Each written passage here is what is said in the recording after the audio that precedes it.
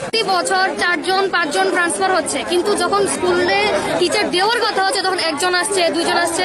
আমাদের 1 বছর অলমোস্ট 1 বছর আমাদের স্কুলে এইচএম নেই। আমরা এইচএম সবকিছু হ্যান্ডেল করছি সিবিএসই বোর্ডের হিসাবে, কিন্তু আমরা যে জানছি যে যিনি আমাদের স্কুলে এইচএম হয়ে আসছেন তিনি হচ্ছেন টিবিএসসি বোর্ডের। তাহলে আমাদের এটা প্রশ্ন যে টিবিএসসি বোর্ডের এইচএম কে কেন আমাদের স্কুলে ট্রান্সফার করা হয়েছে?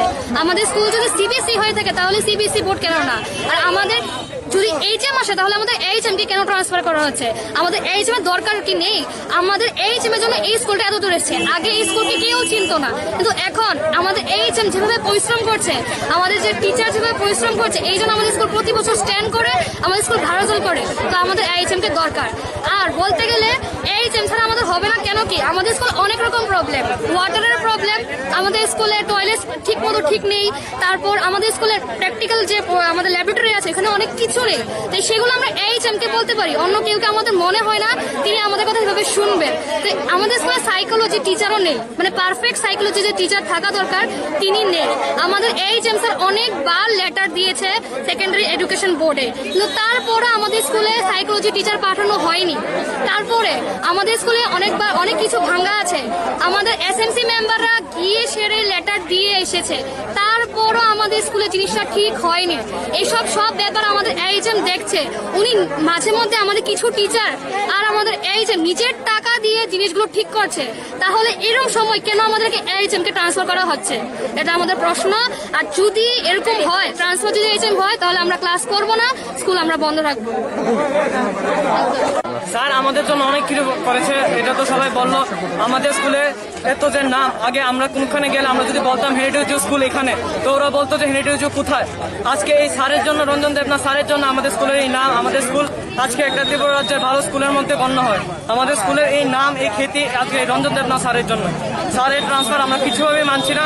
স্যারের ট্রান্সফার যদি ক্যান্সেল না হয় আমরা ক্লাস করবো না, আমরা এখানেই বসে থাকবো। স্টুডেন্ট আমাদের একাডেমিক সেকশন যদি একাডেমি, তো আমাদের স্কুলের HM mister Ranjan Debnath sir, উনি আমাদের স্কুলের এইচএম অ্যাসিস্ট্যান্ট হেডমাস্টার আমাদের স্কুলের রঞ্জন দেবনাথ, উনি অনেকদিন ধরে সেটা মানে আমরা স্কুলে ডেডিকেশনের সহকারে কাজ করতে আসছিল। তো প্রায় 10 বছরের উপরে হয়েছে, তো উনি প্রায় 10 বছরের উপরে হয়েছে উনি আমরা স্কুলে কাজ করতেছে। কিন্তু আজকে হঠাৎ করে গত 12 এপ্রিল 2021 স্যারের হঠাৎ করে ট্রান্সফার লেটার আমাদের স্কুলে দিয়ে দিয়েছে। এটা আমরা স্কুলের লিগা কোনো মতেই অ্যাকসেপ্টেবল না। কারণ আমরা স্যাররে ছাড়া আমরা হ্যান্ডিডিউজের একাডেমি কোনো সময় চলতো না। স্যার আজকে হ্যান্ডিডিউজের একাডেমির যেই নাম আছে, যে রেপুটেশন আছে, যা কিছু আছে সব রঞ্জন দেবনাথের লিগা। যদি স্যার স্কুলে না থাকে তাহলে আমরা স্কুল করুম না, ক্লাস করতাম না, আমরা এখানে থাকুন সবসময়, বা সব ক্লাস বয়কট হইব, কোনো কিছু আমরা স্কুলে ঢুকতাম না। স্যার আসার পরে সব ডিসিপ্লিন, সব রেপুটেশন যা আছে স্কুলে আমরা স্ট্যান্ড যারা করে একমাত্র স্যারের গাইডেন্সের লিগা। যদি স্যার না থাকে আমরা ক্লাস করতাম না। বাস শেষ। স্যার কত বছর ধরে? স্যার এই বছর ধরে 10 বছর ধরে আছে। 2011 থেকে স্যার এখানে কাজ করে। 2011 থেকে স্যার আসার পরের থেকে 2011 থেকে স্যার আসার পরের থেকে আমরা স্কুলে যে ডিসিপ্লিন জিনিসটা এই স্কুলে তৈরি হয়েছে। আগে স্কুলে ডিসিপ্লিন জিনিসটা আসছিল না, যে কোনো কেউ আউটড্রেস বা স্কুল ইউনিফর্ম লেট করে স্কুলের মধ্যে ঢুকতো। স্যার আসার পরের থেকে একটা স্কুলে একটা ডিসিপ্লিনে চলতেছিল স্কুলটা। আমরা চাই যে এই ডিসিপ্লিনটা যাতে সবসময় থাকে, আর আমরা স্যাররা যাতে সবসময় থাকে। আর আমাদের লিগে কাজ করতে দেখে আজকে এতজন স্টুডেন্ট এখানে জমা হয়েছে। যদি স্যার আমরা কোনো হেল্প না করতো তাহলে এতজন আমরা জমা করতে পারতাম না। খুব পরিমাণে গাইড করছে, অনেক নয়। তখন এইচএম যেহেতু আছে, তাই নিয়ে আমরা চাইতেছি সব বাচ্চারা সাথে বাচ্চারা লেগে আমরা এই স্যারে চাইতেছি। মানে স্যার খুব ভালো, স্যারে সব বাচ্চাদের কেয়ার করে, স্কুলের কেয়ার সব নিতেছে। আমরা চাইতেছি স্যারে খুব ভালো। কি কারণে? পড়াশোনা করে বাচ্চারা সবকিছু যেটা প্রয়োজন, বাচ্চাদের সব চাহিদা মেটাই যাচ্ছে, সবকিছু করতেছে।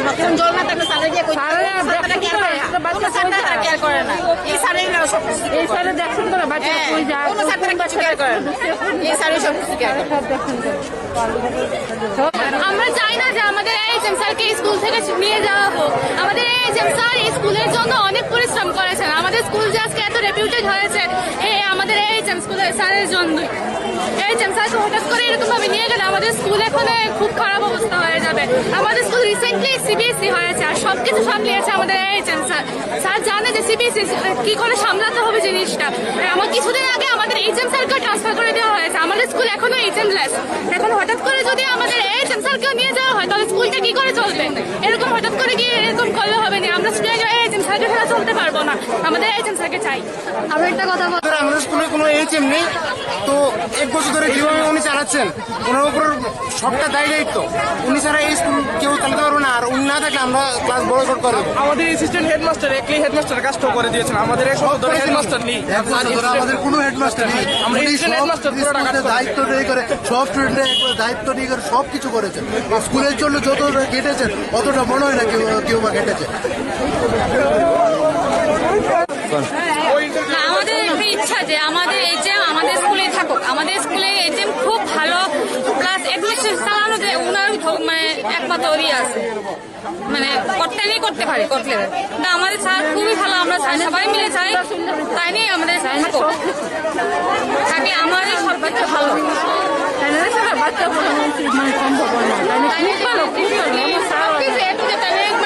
সবাই মিলে আমরা যদি চেষ্টা করতে তাই থাকে। আমাদের স্কুলের রেজাল্টও খুব ভালো হয়, আইনে পরিশ্রম করে দেখি তো স্টুডেন্টরা ভালো রেজাল্ট করতে পারতেছে। তো তাই আমরা হেডমাস্টার আমরা এই স্কুলে আমরা চাই যে এই স্কুলে